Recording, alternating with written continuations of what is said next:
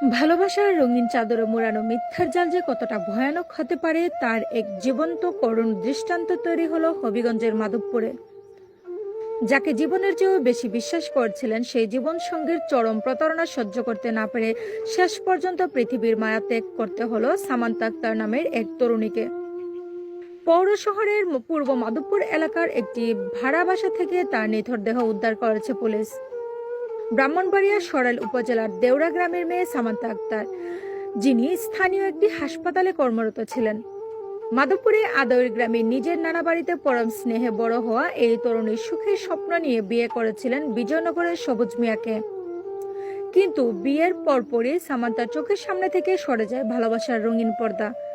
তিনি জানতে পারেন তার স্বামী আগের একটি বিয়ে এবং সন্তানের তথ্য সম্পূর্ণ গোপন রেখে তাকে প্রতারণা জালে আটকেছিলেন।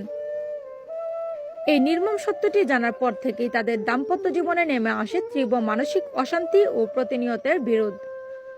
নিহতের মা বুকফাটা আর্তনাদ করে জানান, ঘটনার দিন সকালে ও মেয়ের সঙ্গে তাদের শেষবার কথা হয়েছিল, কিন্তু কে জানতো সেটি হবে প্রিয় সন্তানের শেষ কথা। এর কিছুক্ষণ পরই স্বজনরা সামান্তার ঘর থেকে তার এই অনাকাঙ্ক্ষিত খবরটি পান। ঘরে গিয়ে তাকে অচেতন অবস্থায় দেখতে পেয়ে পুলিশে খবর দেওয়া হয়। খবর পেয়ে মাধবপুর থানার পুলিশ দ্রুত ঘটনাস্থলে পৌঁছে তাকে উদ্ধার করে। পুলিশ জানিয়েছে পুরো বিষয়টি অত্যন্ত গুরুত্বের সাথে খতিয়ে দেখা হবে। ময়নাতদন্তের প্রতিবেদন পাওয়ার পর এই অনাকাঙ্ক্ষিত বিদায়ের প্রকৃত কারণ সম্পর্কে বিস্তারিত জানা যাবে।